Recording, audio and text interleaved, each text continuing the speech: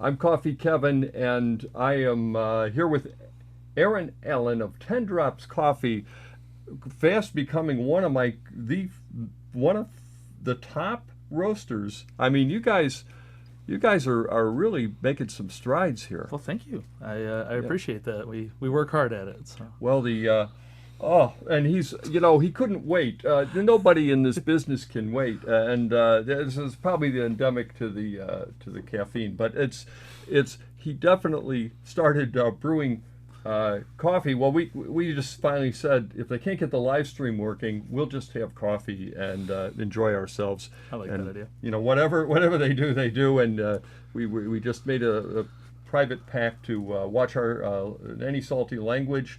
Besides, salt reduces the flavor of coffee. So Yes, we would not advise salted coffee. no. Not at all. Aaron, tell me what coffee you are brewing for us. Okay, so this is our Gorikone natural process, Ethiopian coffee. This coffee is actually part of a program called Operation Cherry Red, which Triboka has started. It provides an additional 50 cents per pound for extra careful sorting, which if you're familiar with Ethiopian coffee, the sorting and sourcing of individual farms can be an issue because everything is communal. Washing stations are communal. They might have an entire hillside bring all their coffee to the same place. So Triboka decided to do this pilot program. When we found out about it and we tasted the coffee, it was immediately apparent how much higher quality the coffee was, consistency in the size of the beans. Like, if I'll just throw a couple here out on the table. Yeah.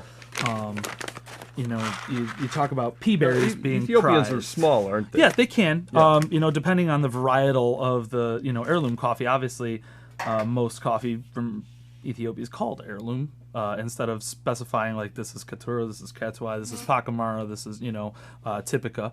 But we were just absolutely flabbergasted in a natural coffee, the consistency Tiny and of the bean size. They're actually But yeah, that helps our job considerably when you're going through a roast. We had very few potatoes, very few burners. The coffee is, because the cherries were all harvested. What do those mean? Those terms, potatoes and soda. Okay, so I don't have any in the bag because obviously we've removed them. What does that mean though? Did you say a slow burner and a potato? So yeah, the burners would be when the caramelization or the heating process happens a little too fast and it'll kind of charcoal up your beans. You'll get like those black burners So it that looks can like ruin a cup of one coffee. out of 4 coffees is from a certain large roaster in Seattle. Potentially. Okay, and then the others they're all roasted the same amount of time. Yes, and then the potatoes are underdeveloped, so the sugars didn't fully caramelize, or the bean might not have opened when it was in the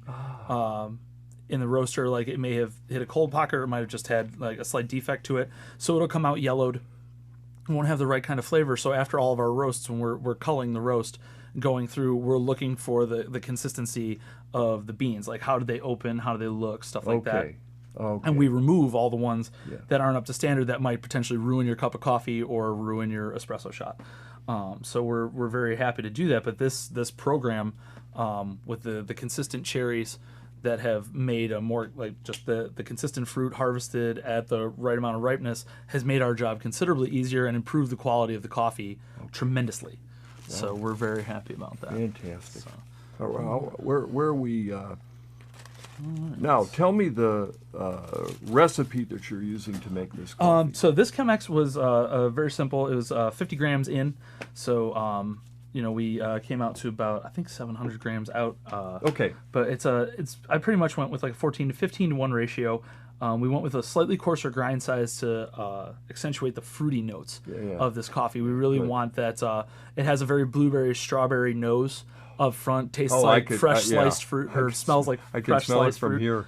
And then it's a really beautiful, clean coffee with brightness without being too acidic. And I think that's just the development of the plant itself, and then obviously, hopefully not inferior roasting on our part that makes this coffee really shine for most. So I'm going to go ahead and pour, and you can see it's got a beautiful amber color when it's coming out of there. Almost looks a little bit like sugarcane water when it's coming out of the roasting pan, but the beautiful experience of drinking this coffee is, as it continues to dry down, you start to bring it down to room temperature. The cup continues to evolve. When you hit it first, you'll get brilliant notes that they move across your palate quickly and leave you with a very initial the impact of sweetness. And then as it continues to dry down, the coffee gets more complex and opens up, and you'll be left with those beautiful hints of like, oh, I taste like a Muscovado gingerbread cookie, or I taste a little bit of that graham cracker thing. Finishes up with like a really nice milk chocolatey sweetness that coats your palate, coats your mouth, and it's just a pleasurable drinking experience overall. And really, I feel unique to some of the coffees we've had this year. We've had some extraordinary coffee this year that we're very, very proud of. And it's been a pleasure to roast, and the people we've worked with that have got it to us have been absolutely top-notch. But I feel like this, thanks to Sean and the folks at Triboca, we have something really, really special here that we're extremely, extremely proud of. Well, hang on, let's take a taste. Oh, yeah. Oh, my word. So, look at that. There's a... Wow, hold on.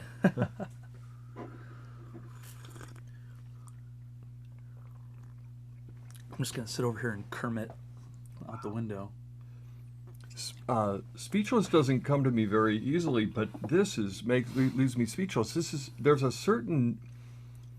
I expected blueberry, but there's something that hit me before the blueberry, anything like that, and it's just what is it? It's a... I'll wait for you to try to tell me before I tell you what I think it is. I'm not good at that part. I really like the mineral quality of this coffee. The mineral, yeah, okay. It's got a little bit of that. When you drink a very tannic wine, or you drink a wine that had like a very chalky soil, you get this mineral impression that happens when you take your first sip, and it lingers on your palate. This one, I feel like the minerality of this coffee adds a little bit of body without being objectionable. There's no bitterness. Wow. There's no darkness. But it creates an earthy quality that is extremely pleasant, that you really like in a cup of coffee. And is this a natural? This is a natural process. Yeah, it's got to be. Okay. We have the wash process from the same farm as well. That'll be we'll be rolling that out a little later this year. But for right now, same cherries, same seeds. Now, see, the wash process one isn't part of the Operation Cherry Red program. That was exclusively for the natural program. For the natural. To pair them side by side, it's going to be really, really interesting to see what happens with that. But because you get that extra discernment in the, this is talk about tourism. I mean, it's like when they let you. I'm trying to imagine something analogous. It's like when you are a tourist, and you know what? When my sons were little, we got to go to the railroad yard. I did a lot of work for railroad lawyers, and my kids, we all got to sit in the cab of the locomotive and pull the whistle and hit the accelerator a little bit, throttle. But it was nothing like, even that felt really exciting. But it was, I'm well aware that I'm not an experienced locomotive engineer from doing that one thing. I picked coffee when we were working on our Mission Coffee Can documentary, just in Guatemala at Lake Atitlan, and it was a really fun experience for about 10 minutes. And then I started going, and the other 3 hours, like, uh-oh. Yeah, this requires a lot of concentration, a lot of focus, and how someone can be expected to maintain that. And I saw some people, I'm talking about of our group, none of these were professional sorters, but I saw certainly different opinions, different styles of sorting. Yes, without a doubt. So paying for that second sort, the extra care is probably well worth it. There was I've seen some people that harvest coffee that will actually, they have like a bracelet that they wear that's the color of a ripe cherry. And so when they put their hand up to pick it, like they can use that bracelet as the template for the fruit that they should be picking or the fruit that they should leave, because it's not quite ripe yet, but it hasn't, Wow. So there's all different kinds of methods when you're harvesting, but it's I usually trust that to the farmer. The farmer is, my job is just not to ruin the good work that they've done, and the mission of 10 Drops is to take the things that the people do at origin and really showcase them to the absolute pinnacle of what they're possible of, and then provide that to the consumer so we can promote education about what coffee should taste like in the first place and what makes it so exciting to specialize in, getting past commodity grade and getting into specialty grade coffee, and like getting to the apex of specialty coffee, which is where we want to be. Can you brew a cup you feel is perfect every single day? Can you sit down in your kitchen and have a perfect cup of coffee every morning instead of yearning for that as like, maybe once in my lifetime I'll have a perfect cup of coffee? Yeah. It's like, well, why should you deny yourself the pleasure of having it every day? Well, that's what happens, isn't it? We get spoiled. We tried. Once I have it, I want it every day. So I have a question. You kind of triggered it a moment ago when you were talking about sorting and observing.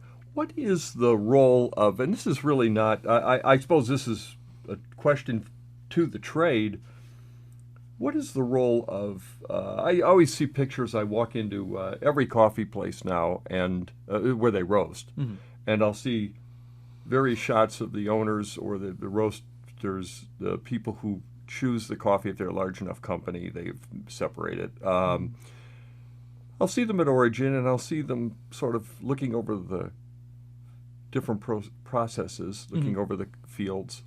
What is the role when you do feel when you're visiting origin? What is that role? Is it a diplomatic role? Is it a role of just letting them know how grateful you are for everything they do? What is the role? Obviously, it's not making what I would be a great tourist, because I'm sure I would give pointers. No, I think as of recently, I got back from St. Lucia and did a little bit of coffee visiting there, but they don't export. They keep all of their country in coffee because they only make enough for themselves. But we've had the good fortune to have some producers come to us. Our friend Herbert Penaloza of La Union Nariño down in Colombia. Those guys are in Nariño, obviously, instead of Huila, which is a really big coffee area that a lot of people get from in Colombia. But the second coffee we're going to taste is actually from his group.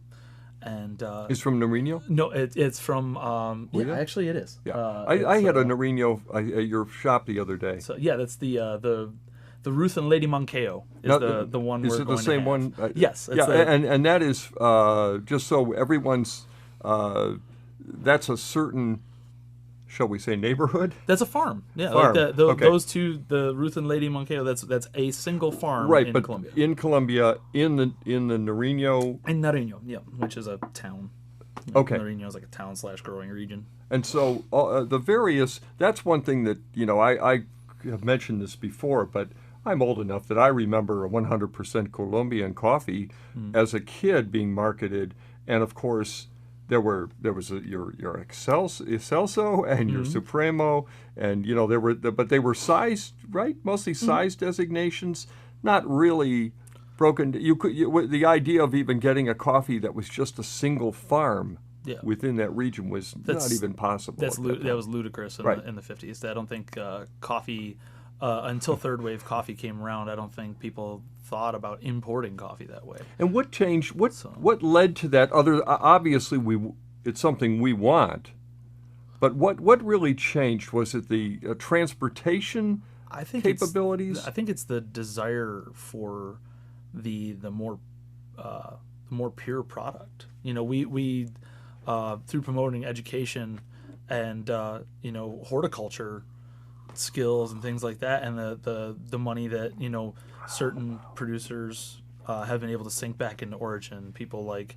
importers like Cafe Imports, Genuine Origin, Triboca, big companies like Onyx and Blue Bottle and things like that, where they're promoting education because they want better crops and they want horticultural practices to all be on a standard, and then enlightening the farmers at origin as to what kind of flavors we're looking for out of coffee, and then the capability to reproduce, and then send those here in a timely fashion where we can always have current crop coffee that will yield extraordinary results without getting into those papery things or cellulose degradation or anything like that you might run into, is extremely important for our industry particularly. But I think as a consumer as a whole, you don't ever want to settle for something when you know it can be better. Like there's no reason to just have a a decent cup of coffee. Like I can't I don't our entire business exists because of that concept that like decent coffee is not acceptable.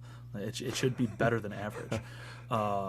And so we, it's a lot of work on our part. We do our research, and we're tireless tasters. We're always trying to learn something new. We're very, we're a young upstart company. I don't have the right to chest beat the way some of these other coffee empires do, like Intelligentsia or even Ritual or Counterculture or something like that. We're far too small for that. Our goal is to just find the coffee that really excites us. So your detectives, your coffee detectives, you have to go and find, right, the coffee that you feel comfortable as a roaster. Mm-hmm. We get the things that delight us. We're almost autocratic when we put the coffee on the table. It's like it's ruled. It's an absolute agreement or it's not an agreement, where we understand where we're investing our money.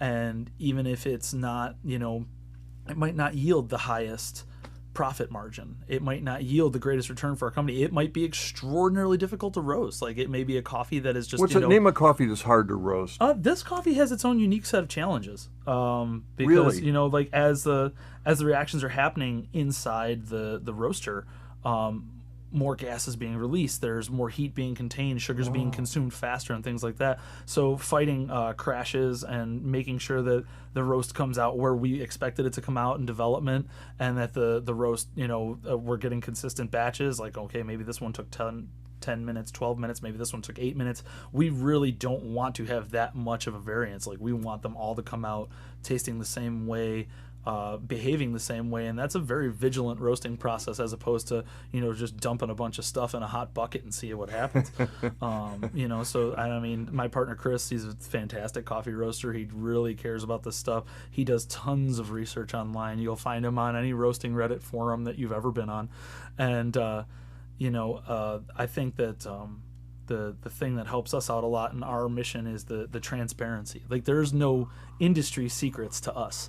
We want everybody to be able to. Something about you guys, yeah. Well, we want everybody to be able to roast how we roast. We want them to think how we think, and not saying that our method is better than anybody else's. You're more than welcome to go have your own opinion about how you want to roast, market, sell, brew your coffee. Like, do your thing.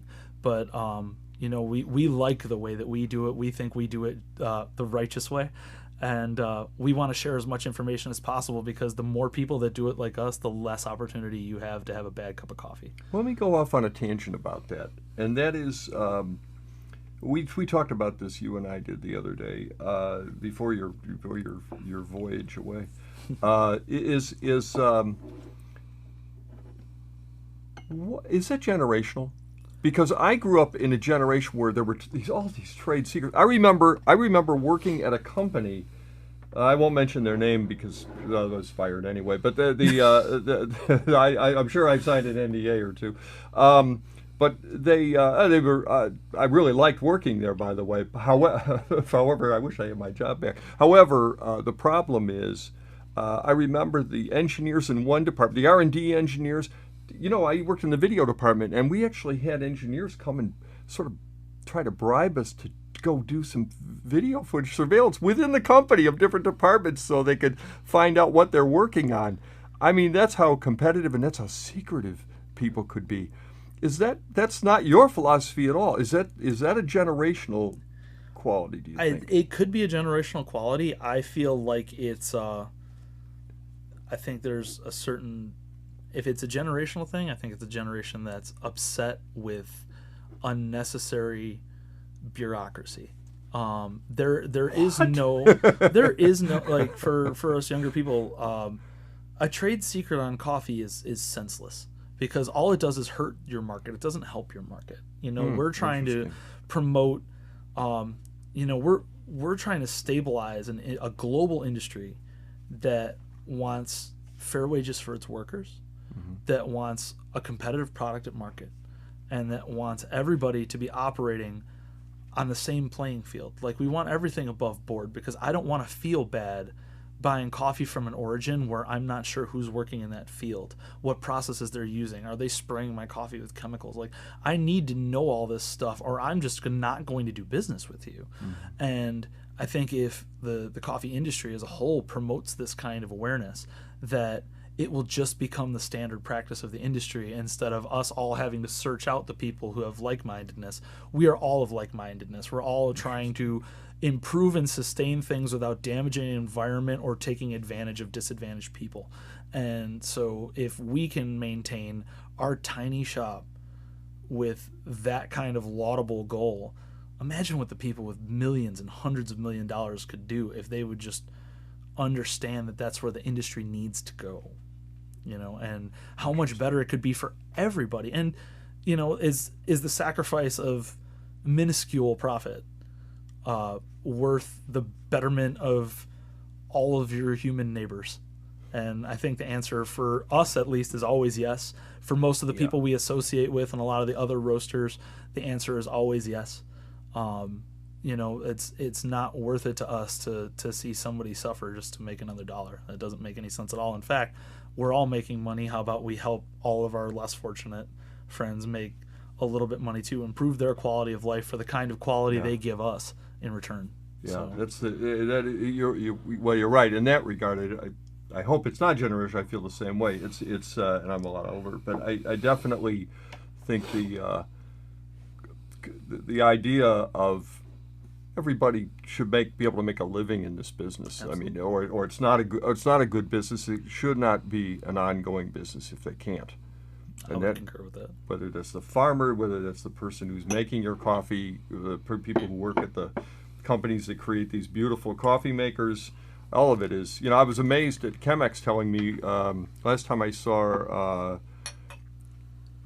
Eliza Grassi from Chemex. She was telling me she's got, they buy these little leather straps from a company. I think they're in Arkansas. Forgive me if I'm off a state, but they've been buying them from them since the 1950s, and it's just it's where I didn't realize somebody makes a living off that and making little leather straps and Absolutely. The wooden things. By the way,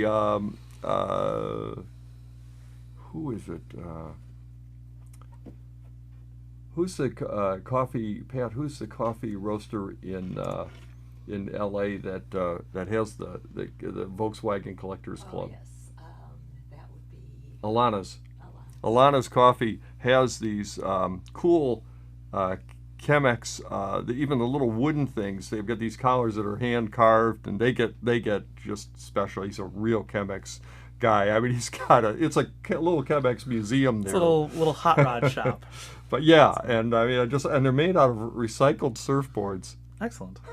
So anyway, sustainability. That's something we're all working towards. So there's some very cool stuff about that, and this coffee. Okay, now what else am I going to should I taste something else? Oh yes, absolutely. I saw something here. So I had mentioned earlier about our friend Herbert Penaloza and the La Union Nariño. This is the Ruth and Lady Moncayo coffee, but this is done a little bit different. This I made an iced pour over before I left the shop, so this is Japanese style pour over, and I just bottled it to bring it with me. Refrigerated it on the way here, but this coffee is specifically interesting because of the multiple harvesting process. Lady Moncayo is a little bit of a mad scientist when it comes to washing coffee.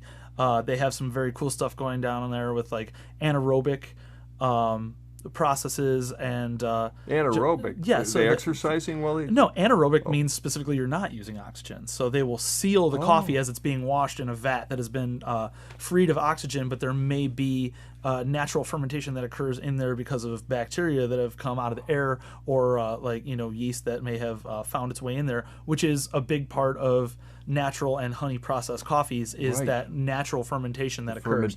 So the fact that they're the anaerobic fermentation is we're not using the sunlight, we're not letting the yeast breathe and stuff like that.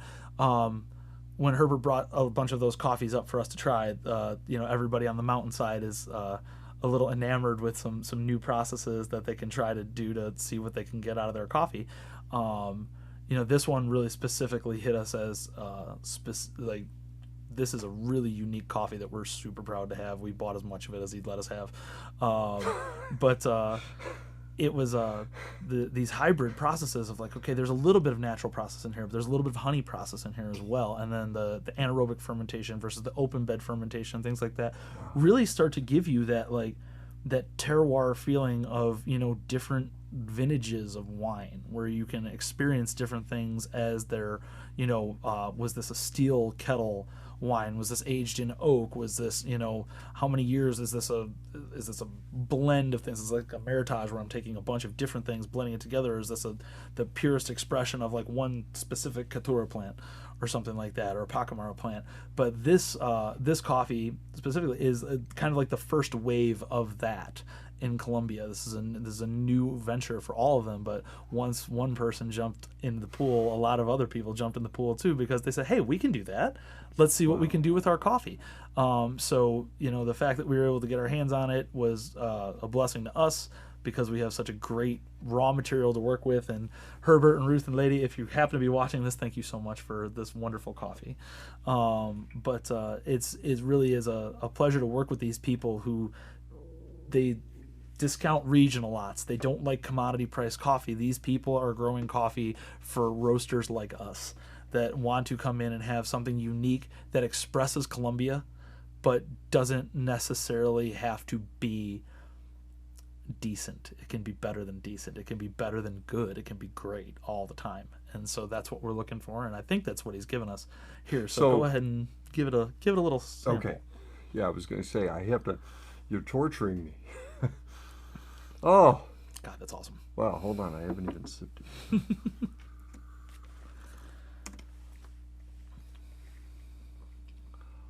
This is very different than I'm expecting. This is a it is a really unusual. It's fruit juicy.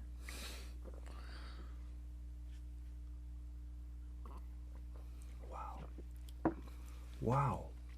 Crazy, isn't it? Yeah, it is crazy. It is. But it does have a slight fermentation taste to it. It's a little tangy. Yeah, like that's the best way to describe it. It's a little tangy. But well, probably very refreshing on a nice. We offer it as flash cold brew in the shop right now for the foreseeable future until we decide we're bored with it. We want to try something else. But do you actually?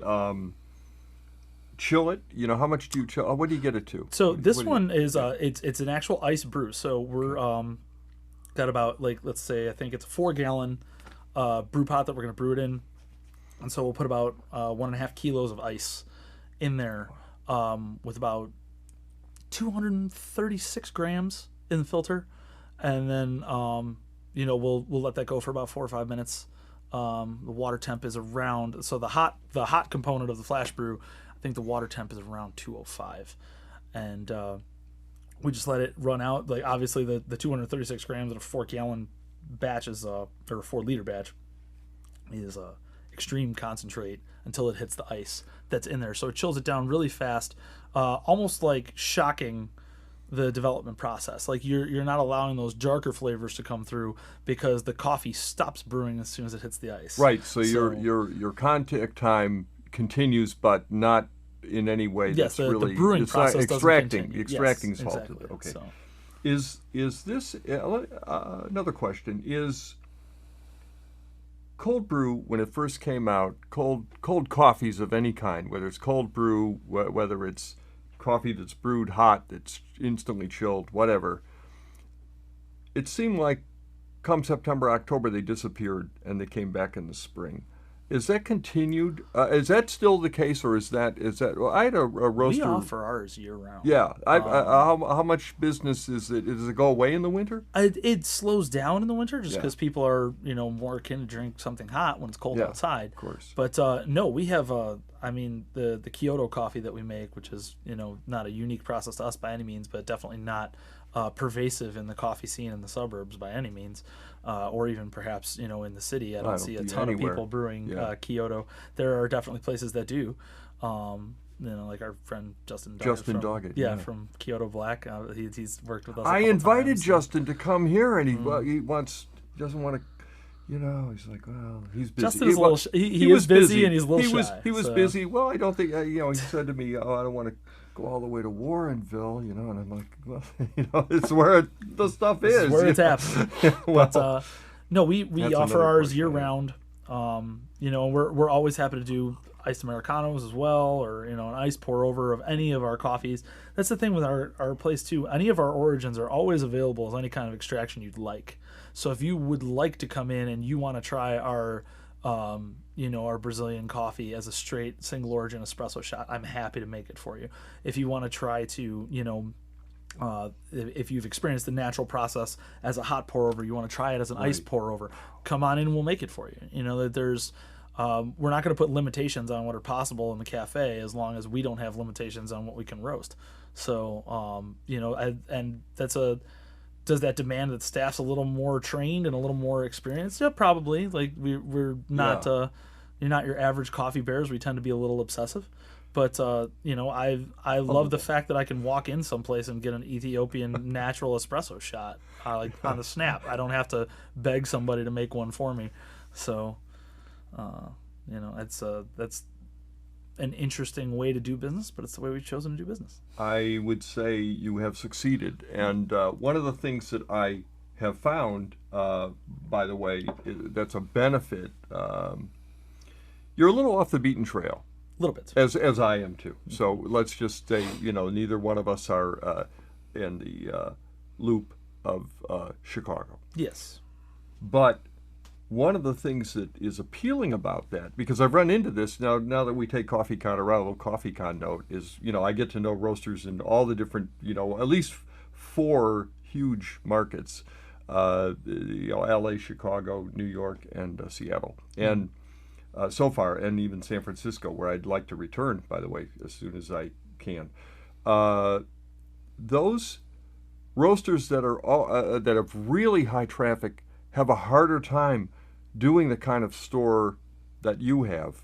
A New York roaster once said to me, I said, "You ever think of doing?" You know, this was pretty early in the game, as one of our first shows there, and I said, "Do you ever think of, you know, putting in so at that time you had no tables, and I said, do you ever think of putting in tables? Do you ever think of doing, you know, Chemexes?" And he said, "Oh, our foot traffic per square foot in New York is so expensive. We don't. With all due respect, we don't want people lingering in the store. We want them in and out. In effect, you know, even though we love them, it's very difficult to get that kind of vibe and that kind of attention that you can do. They wouldn't do a siphon, for instance. They wouldn't even consider it because of their. It's a lengthy process. Absolutely. Exactly, and so we don't want to discourage quick walk-through traffic either.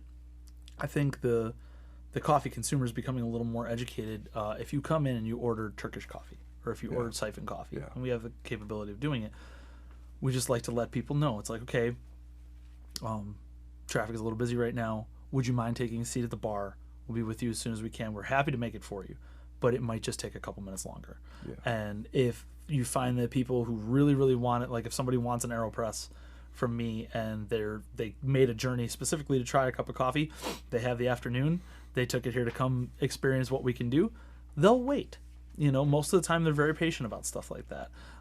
You know, I think that if you have the expectation of having the better experience, you're willing to hang for a few seconds to get the full experience rather than like, okay, I'll just take my latte and move on. I'll take my batch brew and move on.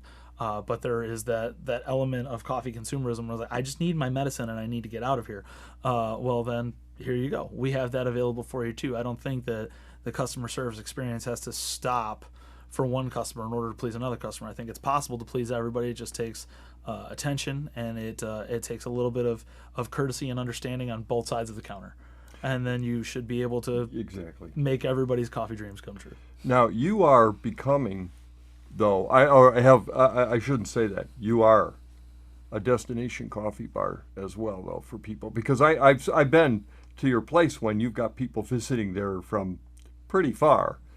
You know, what would you say the longest that you know of customer? Last week, a gentleman came in from Calcutta who. Well, that's a long drive. Yeah, he flew from Calcutta to Illinois. He was staying in Winnetka, and decided to come to 10 Drops for coffee. Even Winnetka to Plainfield is quite a trek. That's insane. I could recommend. How many tolls is that? Man, the governor ought to be promoting that. I could recommend 15 places in the city that I would love to go for coffee myself, where I would leave my own shop gladly to go have a cup of coffee, that I could have recommended to him before he got there, but he on referral from one of our other customers that was actually a coworker of his. Yeah. He was gonna make that trip, and Yeah. the pressure was on too, because I was informed of how They long told his you. journey was, Oh, and the boy. fact that he doesn't really particularly like coffee. Oh, Like, man, that's a double whammy. Yeah, he came. What is in, he, he's a like, secret shopper for some? I'm not sure, but he specifically announced that I don't particularly care for coffee, and in language that we're forbidden from using on the live stream, he offered a very loud exclamation in the coffee shop that got the attention of every customer that was in there about Isn't how that good great? that cup of coffee was. Oh. And so just as a slight validation to myself and all the fine folks at 10 Drops, I felt very proud for us that day that somebody had made such a long trip and gone so far out of their way and had such a great experience that we were able to, kind of open some eyes as to, if you're not really a coffee drinker, it's like there might still be something for you at my shop, even if you don't think you like coffee.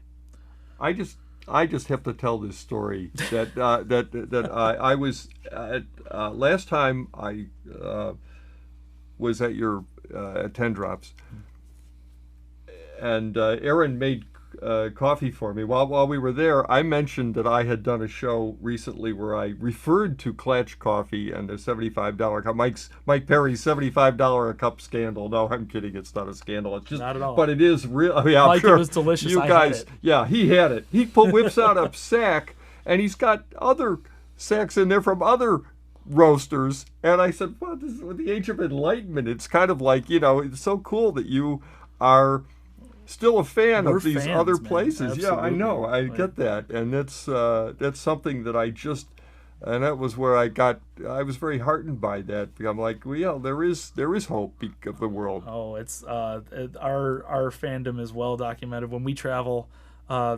it's backfired on us a few times where we've walked in somewhere and somebody knows us ahead of time, which I try to avoid whenever possible. Like if it's going somewhere as close as Dagger Mountain in Valparaiso, if it's going into Say Coffee in New York, if it's going into Rose Park in Los Angeles, anything like that, Quava in Portland, we've got plenty of places that we love and specifically make trips to go to. Chris loves Lord Windsor Coffee when he's in Los Angeles. Has to go to Lord Windsor. Okay. I know stuff yeah, like I that. know them all. George Howell in George Boston. Howell. Like we will always go see George. Margaret is actually one of our partners. Is there right now? She was there this morning. Really? And did a meeting at George's place. So it's a wonderful, wonderful industry full of extremely passionate and careful people. And when you meet the right sort, coffee can be a wonderful life experience. And we just I was reading an article in the Chicago Tribune the other day about venturing out of the city and trying to find some folks. And the great folks at Tala and the great folks at Five and Hook and Wheaton had a very nice write-up in there. And those are our friends. Those are people who do it the way we do it. And all the happiness in the world. Like when I see something like that, some people might see something like that. It's like, why didn't they mention my shop? Why didn't I think we're just as good? I was like, I see stuff like that, and like I just want to give Tyler a gigantic hug, and be like, dude, you are doing it, and you're succeeding, and it's awesome, and it's so good to see. And it's like, if all of us can do that, if we can all just like work to prop each other up, there's always gonna be room for more coffee. If a place opened up next to me that tried to do what I do, I wouldn't be upset about it because my customers aren't your customers. We share customers. There's a lot of growth potential. I don't think if someone travels a lot, they know this already. But if you don't, I mean, you go to L.A. or you go to certainly Seattle. It's proof. That is the proof. That is the proving ground. I mean, there's on every corner, and they're a block away. They've been a block away for 30 years, and it seems like they're both doing fine. It's not like there's... Seattle blew my mind when I could see 4 independent roasters existing on 4 street corners, and every one of them is doing just fine. Every one of their cafes is larger than mine, so it's proof positive that Think of the places you go. You don't just go to the same restaurant all the time. You don't just drink the same wine or the same beer all the time. You want to experience these things because you want to know. Like, part of the fun of traveling is, how do they do it different? Like, why do I have to go to Brooklyn and go to Lucali's and get pizza? Why do I have to fly? The water, that's why. It's possible. Why do I go to, why do I have to go down to Austin and eat at, Franklin Barbecue? Why do I have to have, a Korean taco from Roy Choi when I'm in, Los Angeles? Why do I fly to, Oahu to get poke? It's like, because these are unique and special experiences. And so why do you go to 10 Drops to get a cup of coffee? It's like, because you're not going to get this cup of coffee anywhere else. Agreed. And of course, what we're, CoffeeCon certainly celebrates that. That's one reason we bring all the roasters we can. I specialize in trying to reach out to what I call mom and pop roasters. I realize very few of them are moms and pops just together. But there are some, but mostly they're one or two people that own the place. And I love that, getting the real coffee people, because for one thing, unless it's on their way to work or something like that, it's hard to really just stumble into coffee places, any of them. Even amazing how when you're downtown, I worked downtown. I lived at one time. I lived in Chicago near the lake, and I really enjoyed my routes. But I found if something was more than a block off my path, I never found it until I just started actively seeking it. And that's one of the benefits of where I live is I have to get somewhere to go anywhere. So it's really cool. Sometimes I just start with a GPS or just load in coffee near me. Our journey started before we opened. We would just journey to the city to try coffee. Yeah. Before we were even hobby roasters, before we ever thought of being a business, we were fans first. No. And we were looking for people who did things the way we liked to taste them. And we still do. It's like whenever I hear of a new place opening up, it's like, okay, when can we get there? Yeah. Like when can I get to the Purple Llama? Like when can I get there and have coffee? Have you been to Sputnik? I have not yet. Oh, back of the yards. Maybe we should go. I had some of their coffee at CoffeeCon, and they were right behind us. They did fantastic stuff. I love those guys. So, I'm happy to go to back of the yards to have a cup of coffee at Sputnik. So, how did you get started roasting? A dog bowl and a heat gun, like literally like giant stainless steel dog bowl and a heat gun and some green beans. Chris was actually the one who got me into it. My partner Chris, who's our head roaster at 10 Drops, in his backyard.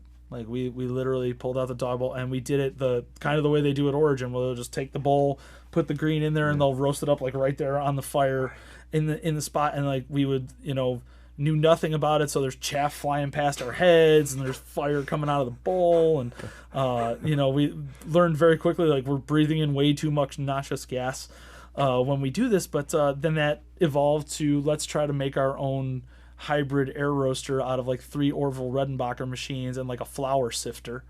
And then we were hobbyists. We did it as a hobby. And one of our partners, Matt, who's actually out in Seattle now, he doesn't have a lot to do with the day-to-day because he lives so far away. Work forced him to go out that way, so he wasn't able to stay with us.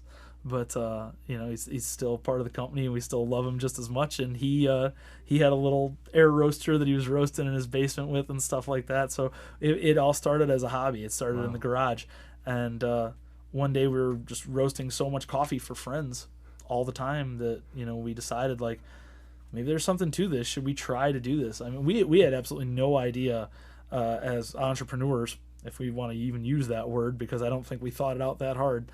Our vocabulary wasn't involved in making our decision to start a business. So this wasn't just a money thing for you guys? Oh, absolutely not. We did it because it was a passion. Like, we started 10 Drops to have great coffee for ourselves. That was absolutely like, can we sell enough of it to pay the rent and to keep the utilities functioning and afford the green so we can have our own good coffee? That's how 10 Drops started. And immediately the neighborhood response when we opened when we first opened, we had no intention of having a cafe. We were going to start as like a little roaster that maybe we would do some, mail order wholesale, or maybe we would just roast for friends and, locals that knew what we were doing. And then all of a sudden the neighborhood started to take notice, like, oh, you guys have coffee? Can I have a cup? And so we would brew a couple batches throughout the day and people would come in and get it. And then all of a sudden it's like, okay, we've got an espresso machine now. Now we're starting to sell espresso. Now we're starting to sell lattes. Like, oh crap, now we got to pay for milk. Okay, so we got to keep, that's the craziest expenditures in our business. You got to keep as much milk in the fridge as possible. Oh yeah. But it slowly but surely turned into this little social experiment where we were literally serving people in the roastery. Like the roastery is in the back of the room, the cafe's in the front of the room. We had 7 chairs, and it was a tremendous little sociological situation where you have all these different people who come in from all these different walks of life. Yes, and they're forced to sit together at the table and talk to one another. They don't have to talk to one another, but they did. Yeah, and they bonded over the coffee. Everybody was there to have a great cup of coffee. I like that in cafes. I loved it. I adored it. Of course, it was I'm an small. extrovert. It was a small and irritating room to work in because the layout was not perfect, and there was a lot of butting of heads, and if we had a rush and you had 2 people behind that counter. Now this is what your other place. In the old place, yes. Remember, no, when we built the new cafe, we tended to that very quickly. Yeah. And so now 10 Drops is a very comfortable place to come sit if and someone have a can cup come, of coffee. just so everyone's aware, you can go there and not be accosted by someone like me, who is guy that stumbles over. And if you want to, come sit up at the bar. Yeah, because that's what I do. That's where people I tend always to come hang out at the bar, and I don't even sit. Yeah, I just kind of walk stand around. There and just explore. And if people want to have a coffee conversation, it's there to be had. But if you want to just come and relax and enjoy yourself, that space is there to be had too. So, how are we, Pitt? Any interaction I need to be aware of? Or any? We've got a couple comments. One of them from Brendan Walsh says. Brendan Walsh. 10 Drops is his favorite coffee place in the area, and I didn't pay Brendan to say that. No. But I might. I've worked with Brendan for years. Yeah, great director of photography. And then hugging you back right now, Aaron, and it's from Tyler, Beth Fivecoat. Beth, great. Mr. Tyler. So okay, well that's cheers. Great to hear that. Are I doing it on time, Mike? I know you were trying to keep me to an hour today. Have I gone way past it? Okay, good. Just let me know. I'll rattle away. Well, that's me too. But we're experimenting with being on 3 different podcasts. Let me give everyone. It's a good time to give you a segue into some brief update of CoffeeCon. I'm trying to put together, as soon as I get a check from one of these hotshots in the coffee industry to help get the venue in LA, I want to do LA if I can. That's the first one up, and would be in February. You're going to want to go to that because there's a lot of great coffee in Los Angeles. Oh, absolutely. And the LA Roasters, we got a great LA did 3,500 last time. I think we can get a little more space and even have more if we have more time to promote it. And I always love being in LA anyway, but it was a vacation is always what LA says to me because I live in the Midwest. So I'm always eager to go there. And but also CoffeeCon is actually, I've had a kind of a consciousness change too. I want to increase. This was the original agenda of CoffeeCon. I found something I wrote very early, even before the first CoffeeCon, that I wanted to create a farm stand relationship between origin and the consumer, and the farmers and the consumer, in effect, the people who produce coffee and consumers. And I think that can be a reverse thing too, because I think a lot of origin now, Colombia is not really an example of this maybe, but some coffee growing regions don't have as much, especially because of historic reasons, don't have as much of a coffee culture of their own, and may want to pick some of that up too. So we've had a lot more coffee producers coming to CoffeeCon. It really, really increases the benefit of our sustainability. I want to meet you, coffee producers. And he wanted exactly, and I love that they come there. They can meet obviously the top coffee folks like Aaron, who are actually the purveyors and the roasters of that coffee in these communities, and also meet consumers, though, because consumers, I think, ultimately, once somebody, this time of year, especially in the Midwest, I buy almost all my produce at farmers, directly from farmers. And once I have that relationship with a farmer, I never look at the price tag anymore. I just know, and I go by their recommendation, and I'm more willing to try different things that I wouldn't at a traditional grocery store.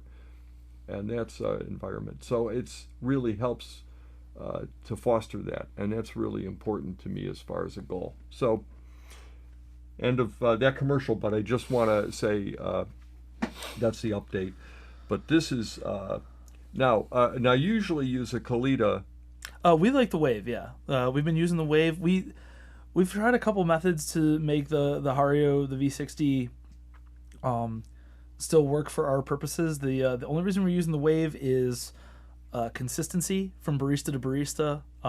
And we all have our own style. Is the Kalita more forgiving? I'm not sure that it's forgiving, because if you're bad at making pour over coffee, I don't think anything can forgive you, especially not your customer. But it just tended to be more consistent. The thing that sold me on it was Mike and Clatch. Like the most expensive coffee ever sold by the bag came with a recipe for a Kalita Wave. So if you were going to do that, I was like, okay, I'm sold. I'll use the Kalita. That's fine. It almost tells me Mike must own Kalita or something like that. No, I don't think so. I think it's the most widely distributed, easy to get pour over device. But that's not even a necessity, because with Amazon and stuff like that, I really enjoy blue bottles. It's kind of a hybrid of like a flat bottom. It's like a flat bottom V60 almost, because it has a large hole at the bottom, but it has a little bit of a flat bottom. They came up with that. Yes. Theirs is porcelain. I like, not to be a commercial for Blue Bottle, but that pour over device will change your appreciation of coffee. I really like that one. So if I'm making one at my home and I have the capability of using that, I like that. We tried the Phoenix from St. Anthony. We had that in the shop for a while. I saw that. Super conical. Pour over device. So you should just keep trying it all. Whenever there's an innovation that comes out, give it the college try. If you have a friend, or if you have a group of friends that does coffee stuff all the time. We recently we just got tied up with a board gaming manufacturer, Forbidden Games, where they actually feature 10 drops in their game. Really? There's a game they produce right now. It's called Raccoon Tycoon. And they're doing an expansion pack for it, Raccoon Tycoon. You can buy industries. One of the industries that you can buy is a coffee roastery, and the tile in the game actually has 10 drops on it, because the producer was from the producer developer. He lives in Plainfield, and so he put that in the game. And cool. They took us down to Indianapolis with them. We made a bunch of little bags of coffee for them to give away as giveaways at their booth at Gen Con, which is the big U.S. coast-to-coast gaming convention for tabletop gaming. And it turns out there's a huge crossover of people that play tabletop games and like really good coffee. That's the thing, because some of these games can last for hours and hours and hours. So coffee is a thing for these people. But they meet up and they bring coffee from their favorite local roaster, and they come from all over the country, and everybody meets in Indianapolis. And so they just do this gigantic horizontal coffee tasting where everybody can share a bag and share an experience or talk about their favorite roaster and stuff like that. So for me to be a part of that and to get to talk to a lot of those people that are passing through, I set up shop at the booth there with them, and we were handing out little 6-ounce bags of coffee, and it was absolutely fantastic. It was a great opportunity to meet a lot of folks around the country that were really passionate about coffee and passionate about other things too. Like, obviously they have their hobbies, they're very into their hobbies, and it was just wonderful, and I enjoy meeting like-minded people that want things a little bit better. So it was, I think it was a win for both of our companies to do that. And if anybody from out of state that saw 10 drops there at that thing wants to stop by and make it a destination in Plainfield and they come by, then my job was accomplished. So now, 2 questions. One is, can people mail order coffee from you? Absolutely. We're working on a better portal system online to deal with our inventory control and stuff like that. But if you are really interested in what we have available and are interested in mailing or ordering some coffee, please just direct message the Facebook page. That's the easiest way, because we have multiple staff members that have access to that portal. We have a very good response rate. We'll usually get back to you within the hour. especially if you're interested in ordering coffee, and we can get that processed. Square has made it very easy for us to process online stuff like that. So we are happy to take orders and ship out of state if that's something that you're interested in doing. I actually have a couple bags going to London for a couple that I met while I was down in St. Lucia. They're dying to try the coffee, so I'm going to make sure that they land a couple over there overseas, and we're happy to get coffee to anybody who wants it. It's just at the moment before we have a full-on sales portal that's set up for stuff like that, might take a minute or two longer, but eventually you'll just be able to go to 10drops.com or 10dropscoffee.com and order yourself up a bag, see our inventory, see what's coming on the horizon and stuff like that. So do people call you now, or do they? We don't have a phone number. Okay. Email or Facebook is the best way to get a hold of us.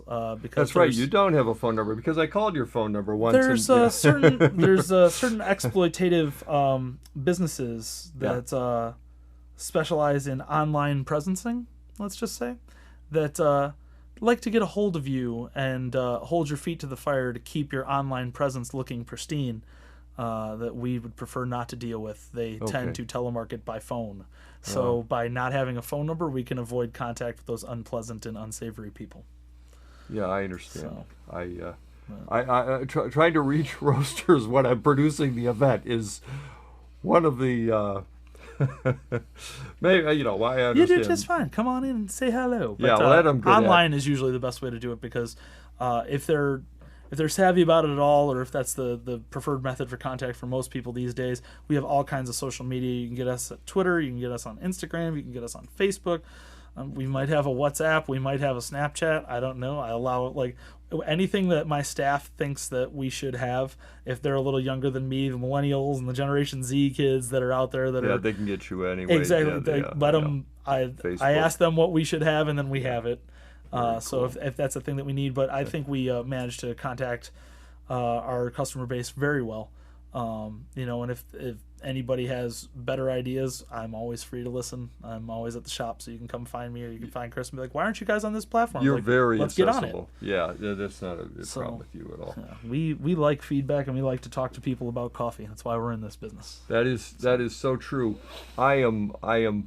First of all, I'm very touched that you were just in Puerto Rico. The hurricane was St. Lucia. I was in St. Lucia. My friend Jose's family was just in Puerto Rico. Okay. Bless them. They are recovering from the last hurricane that was extraordinarily devastating. But we got through that all right. We made it to Miami, and then we made it back to Chicago. And it's always exciting when there's a severe, potentially world-changing weather.